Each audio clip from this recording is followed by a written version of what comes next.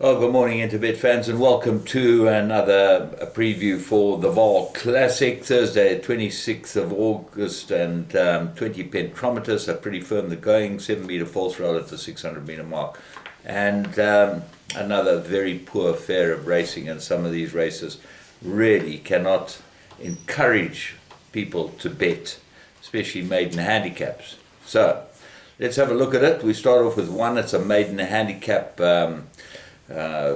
Maidens that have had 3 or 4 more runs. So let's look down at the weights. Now, I found one here I really like a lot, a horse called Monsoon Kenny. This has been perfectly prepped for a maiden handicap. Comes in with 52.5, 3-year-old, ideal world, gelding.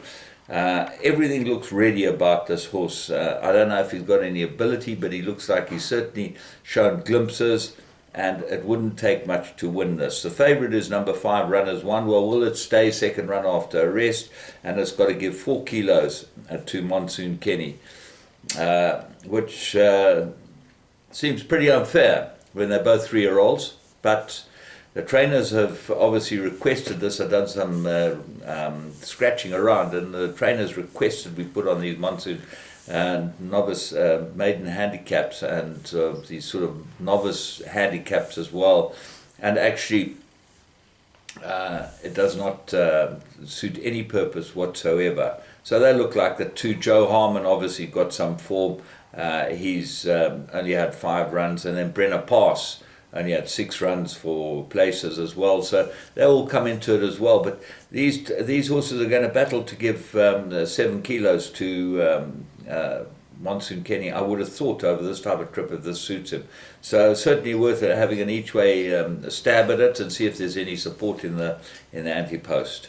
Race 2, maiden handicap fillies and mares, 1800 meters. Well, I'm going with the fortunes to follow up here quickly. Olympic Silk looks absolutely cherry ripe.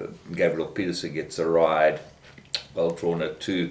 Very hard to find anything that can beat it. So a strong fancy. Stunning Kitten obviously looks like a danger. 3rd run after a rest with Solomon's comes up from Cape Town to ride it.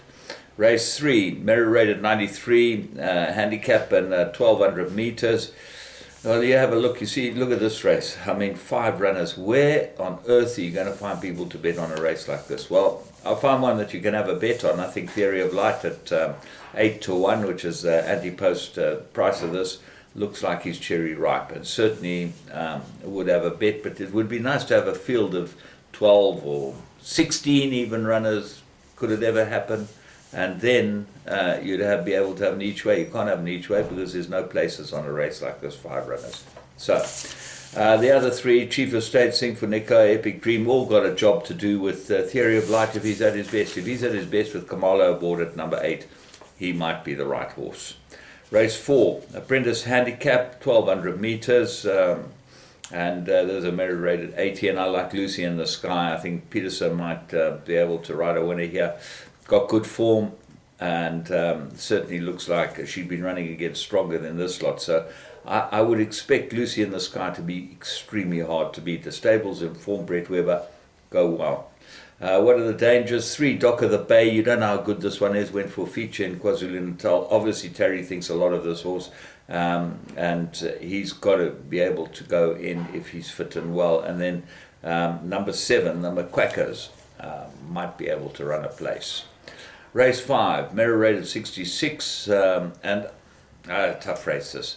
I made a 5 horse. Touch of Fate looked to me to be the right horse, but he put the blinkers on again. I don't know, Binder, if you look at this horse's form, blinkers on, blinkers off, aluminiums on, front aluminiums, you know, you've got to have a plan, and you've got to have things fall into place, and you've got to be consistent, and there's certainly no consistency here. Informative, number 2, course and distance, 1 from 1, got to have it go well. Life Goes On. There's the other Clinton Binder runner, looks like absolutely ready for a race like this, and gets no shoes. Ella Le Bleu, good form. The blinkers are off. Now, obviously they weren't happy with the 2 runs with the blinkers, so they come off her. And then I thought that number 6, 1, 2, 4, 6, 7, Iron Mike, that might be the other one. That's what I made it, 1, 2, 4, 6, 7, or the field. Race 6, 1,000 meters classified stakes, And See My Vision does look like the right horse, well in with everything in the race, and got to have a big chance. But the horse that you've got to be very careful of is Rosara. Who knows how good this 3-year-old filly is, number 7 from the Fortune stable. Claims 1.5, only claims 1.5 of the 2.5 claim. But her times have been good, this filly, and she might just be a lot better than we think that she is. So have a close look at Rosara. Anything else goes into the race. So if those two don't fight it out, you're going to find a result. Race 7, divided, fillies and mares, 1450. I've got to go with Rouge Allure.